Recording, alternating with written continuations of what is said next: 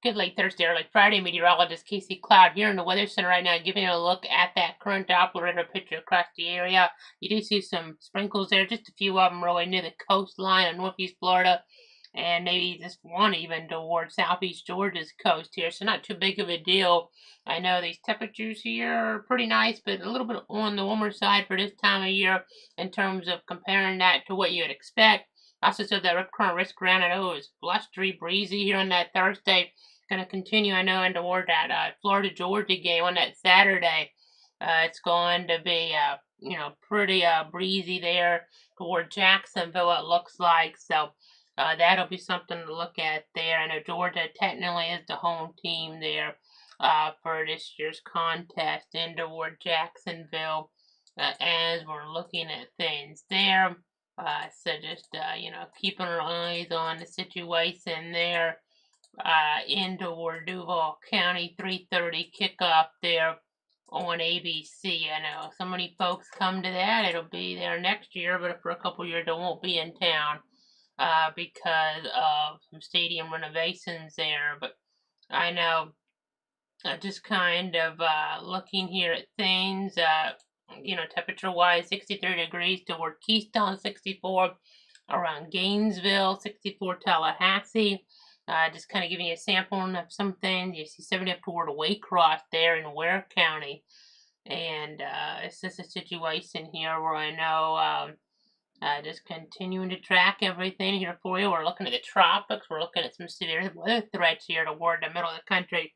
As we look ahead as well, we had somewhat of one there as we were looking toward the middle of the week on that Wednesday, but wasn't a huge deal overall.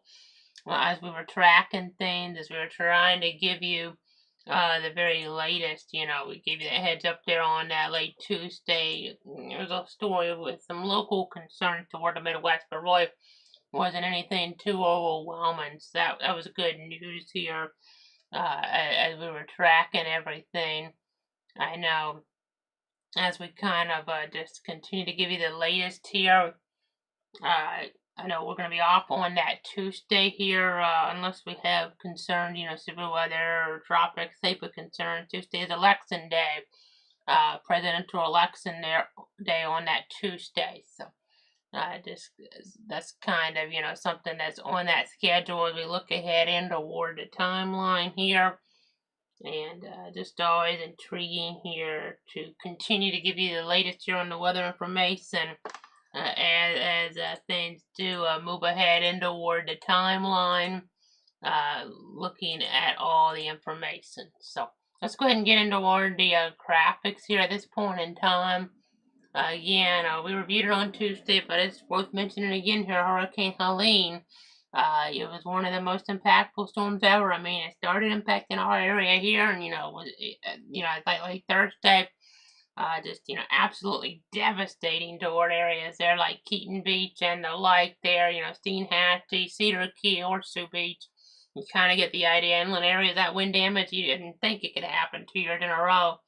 After Idalia, that was unprecedented. This year was even worse toward a lot of areas. But then this storm, really had that impact being felt up and toward the North Carolina mountains, like, something that hasn't been seen in living memory. Just a disastrous flood situation as we were looking towards some of the different communities up there. Absolutely heartbreaking. I mean, those western North Carolina mountain communities, some of them really just wiped away, and lots of fatalities reported there toward western North Carolina and other places too. The number is, very, very significant as the storm there had that track up closer to Augusta first off, and then they had big problems there with a lot of trees falling. And then we had that rain that was heavier even than maybe you would have thought it would have been toward the Carolinas. It was already supposed to be pretty bad because I already had a lot of rain ahead of time, but it made it just an absolute disaster for areas in western North Carolina. As we're looking, we still got to watch the tropics here. We still got to watch the tropics. And we had Milton as well. That was very significant towards some of our folks in the Sunshine State. It was deadly as well. Not to the magnitude of Helene, but still very significant. I'm sure Milton, Helene, both of their names will get retired here, no doubt.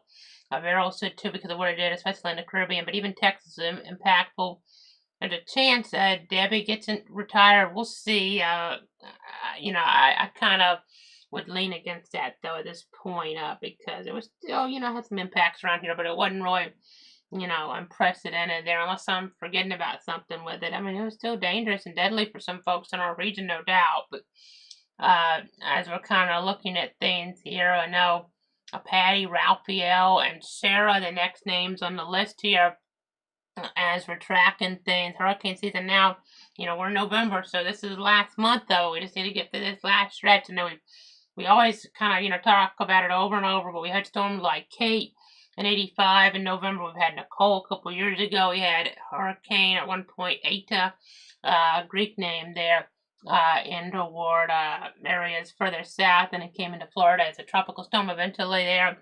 And then we also had a storm going back many decades there in November hit Florida as well. So it can happen. Doesn't happen all that often.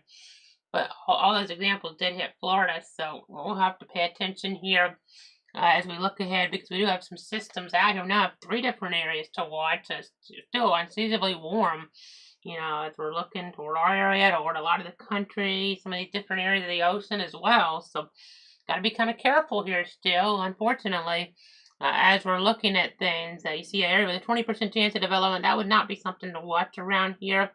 That's not in the area where that would come our way. But both the 60% system and the 10% system do bear watching. Believe it or not, here in early November, the models have been still all over the place. Some of them have had accent come toward Florida. Either system, honestly. Or they could kind of interact with each other. It's very tricky still, and if one really becomes dominant, the model guidance, this could all be, shift pretty quick. I know we kind of saw this with some of the other systems this year. All of a sudden the models went crazy with Milton, and we had a disaster on our hands here in Florida. And it's not out of the question they'll do this with one of these systems here, especially the 60% system is what I would think.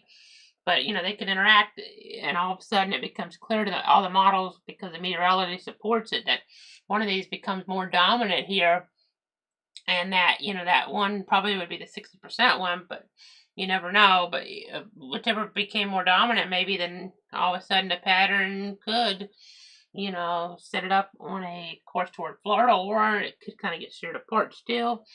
There's still quite a few range of possibilities here. I mean, could kind of go further south because we do have high pressure. That's a big factor here. So, it's something that's really uncertain still. So make sure you're checking in for the latest. Our next scheduled update will be next Thursday night. But if we need to cut back in earlier, we will, whether it's for the tropics or, here as we're looking at things, or is it maybe for the severe weather toward the Midwest.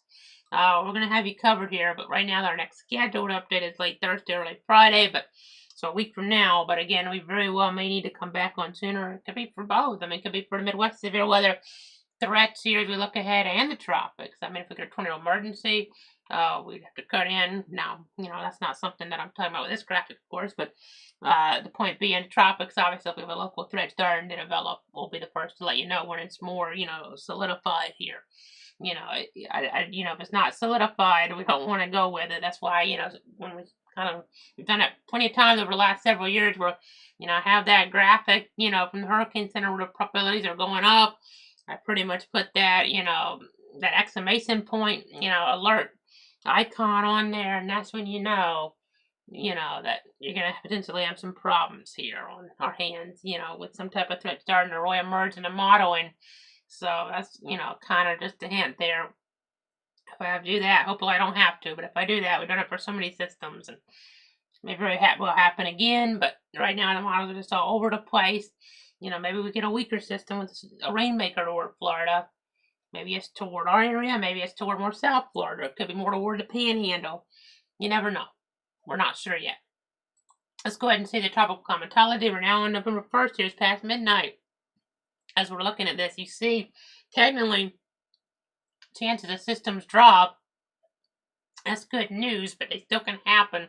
As I've talked about here, we've had systems here in the past, as we're looking at things, as we're tracking things here, like Nicole, Kate, just a couple examples here. So can't let our guard down. Nothing overwhelming in the modeling, but that can change quickly. You see our 62 counties.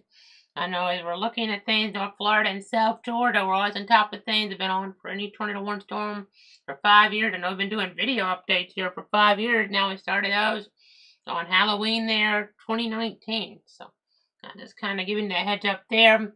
And then as we look here the next 7 days for rainfall, we do have Midwest severe weather potential setting up.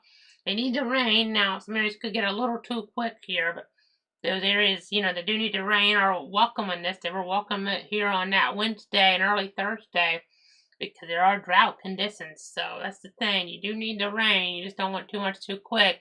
And you don't want severe weather or / lightning with that. But you have cloudweather.com/radar for an active look at things when we're not on the air. But again, just continuing to give you the latest here on the tropics.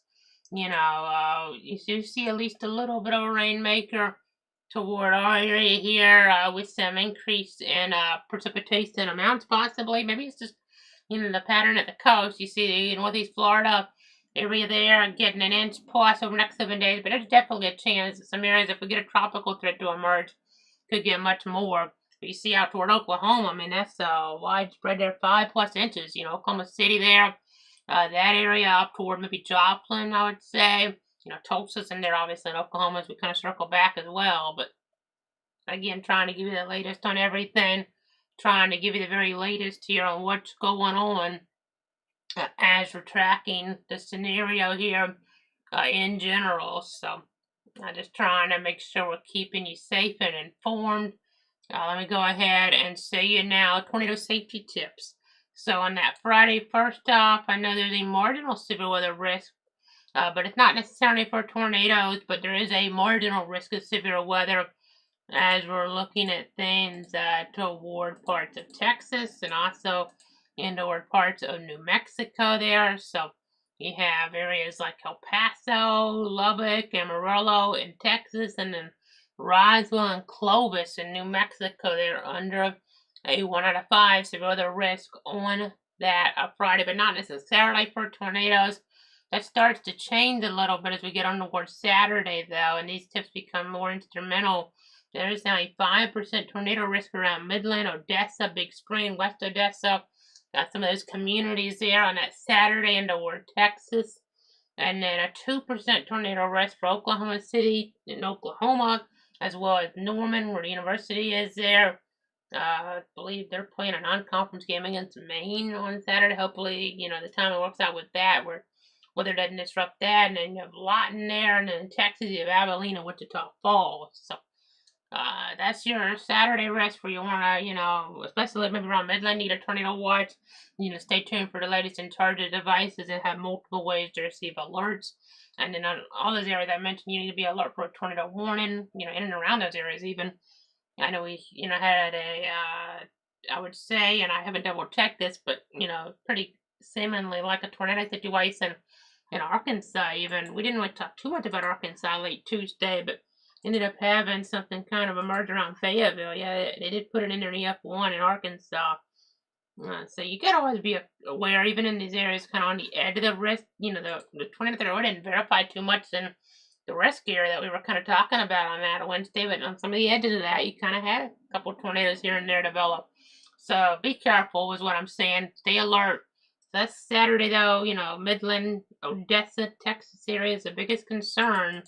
And then as we look there and toward that Sunday, that risk area kind of expands as we're looking at things. You have a severe weather risk, and I don't have the graphics in here. Some of them are kind of fluid. They change here about this time. NHC graphically made sure we waited to update that though. But the risk on that Sunday is what Roy is considered a slight risk here at this point. There is a little bit in North Texas, like Wichita Falls, and then into Oklahoma, like Oklahoma City, Norman, where the university is there, OU. You have Woodward there as well, and then in Kansas, you have Wichita, and you have areas in there as we get over a little bit further toward the west there as well. And I mean, you're looking toward Nebraska, getting into southern Nebraska, and then even the central part of the state, not too far from Lincoln.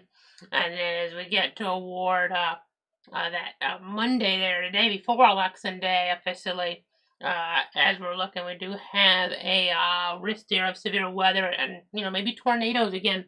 Same as Sunday, but on Monday as well. The risk of tornadoes is a possibility. So it's instrumental to know these tips. Just be really careful. And we have the risk there on Monday. Waco, Dallas, and Texas, and Oklahoma. You have Oklahoma City. You have Norman. You have Tulsa. And then as we get further up, you have areas there in southeast Kansas under the risk. You have areas there like Joplin and Missouri, and even up closer toward Kansas City. So gotta make sure you're keeping these tips in mind as we're looking at things here, as we're tracking the situation, trying to give you the very latest updates, obviously, as things do transpire. And in college football, though, shifting back to local, look at things here. Florida's 4-3. They're not ranked. They do have DJ Lagway there as their quarterback, and he's been playing pretty well. They beat Kentucky by several touchdowns, and now they're going to play Georgia. They had to bye week, both teams did, but Georgia's number 2 in the country. The Jacksonville native at quarterback, Carson Beck. And a 6-1 team, and they did have that loss there to Alabama earlier this year, but this game will be at 3:30 Saturday on ABC. It's a big game there for both teams, especially for Georgia. I mean, if Florida somehow went out, I suppose we've talked about it before, where a 3-loss SEC team always couldn't get in over a, 1 or 2-loss ACC team, but if they went out, they would be in the conversation for a playoff spot. Would the Florida Gators be? But around 80 degrees, 20% chance of rain there, mostly sunny and breezy for that contest. And that'll be on ABC this year, not on CBS like it's been in many years past. I know, there's always a fixture in many homes there, the SEC and CBS, and now it's a situation there where the games are now on ABC and kind of spread out throughout the day. But this one will now be on at 3:30. Like it's been over the years, but just on a different network there.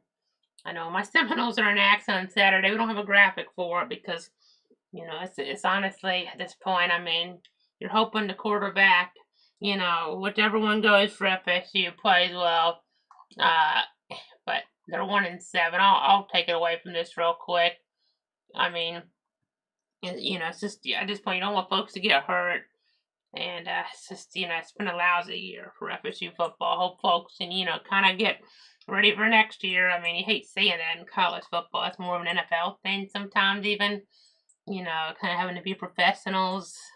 I mean, I hate having to say that, but that's pretty much what it's all about. There, you kind of see Doak Campbell in there. Zoom in a little bit more, but I'll point it out if you can't see it. But there you go. You can kind of see what we're talking about there. 1-7 to Knowles. Rain chances shouldn't be too big of a deal on that Saturday. A little bit less over there probably in the overall pattern. And they're taking on North Carolina. Mac Brown, he played at FSU years ago, believe it or not. He's never beaten FSU.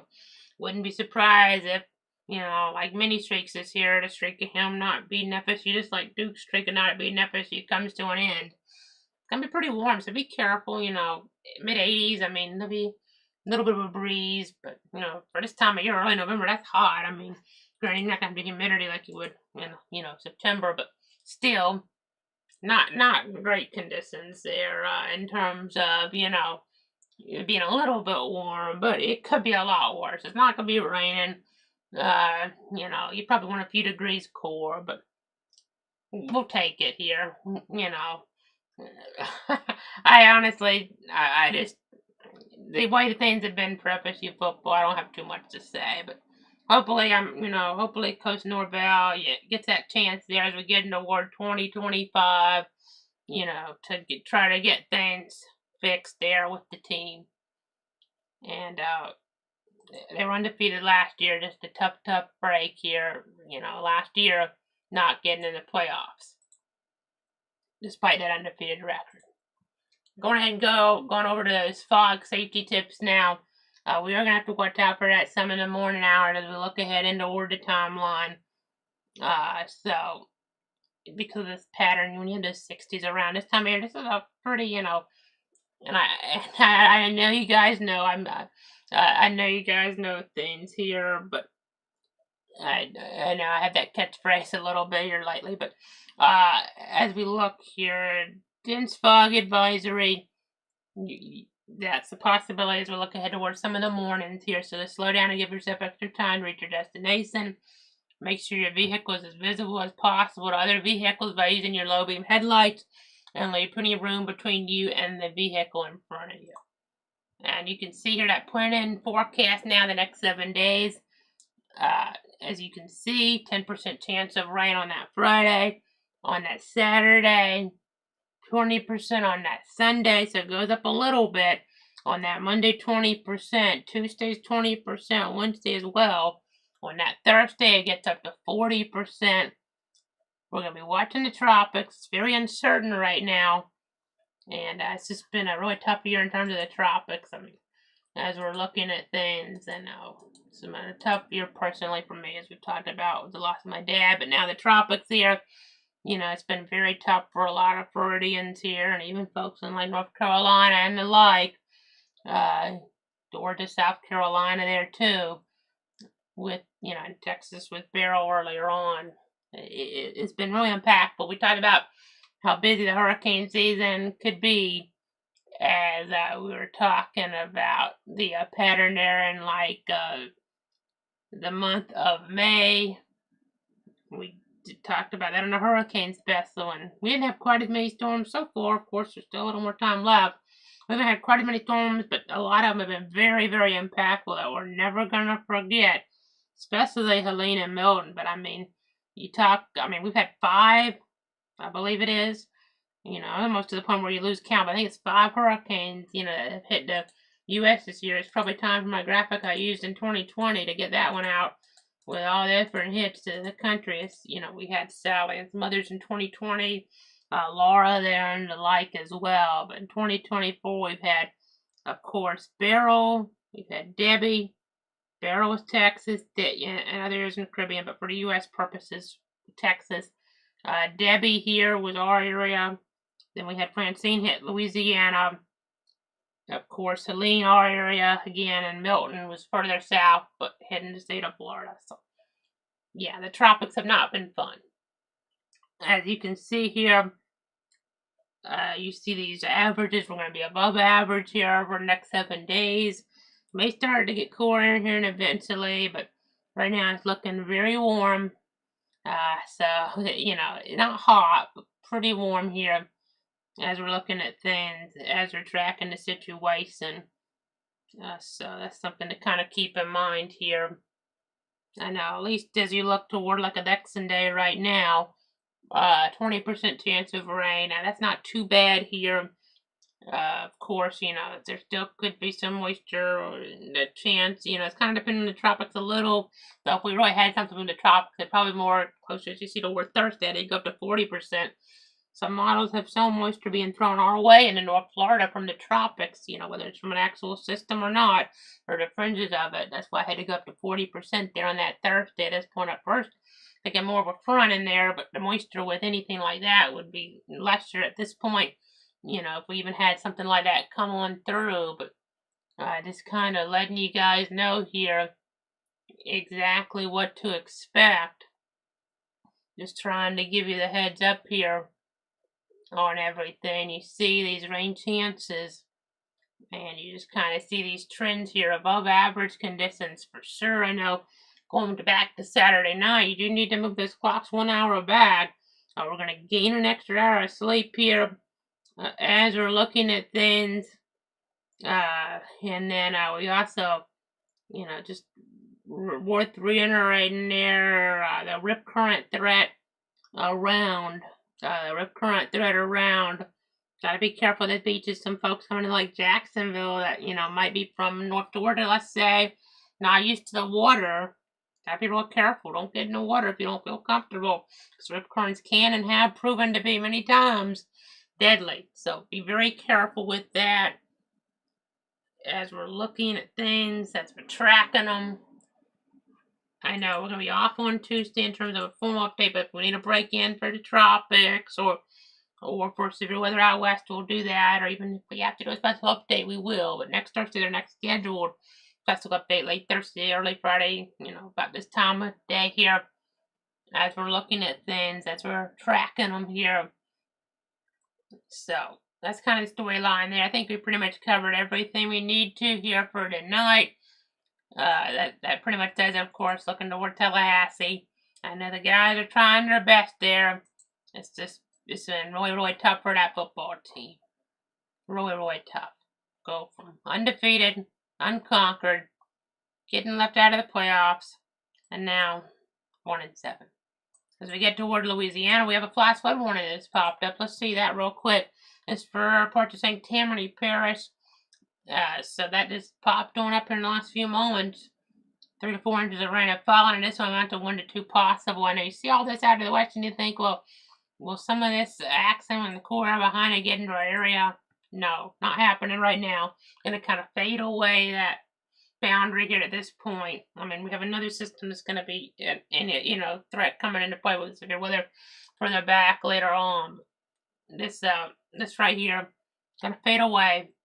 And that contrast, you do see at least some of these areas like Missouri a little cooler. They've been warm, really warm. They're at 39 right now at the Spirit of St. Louis Airport.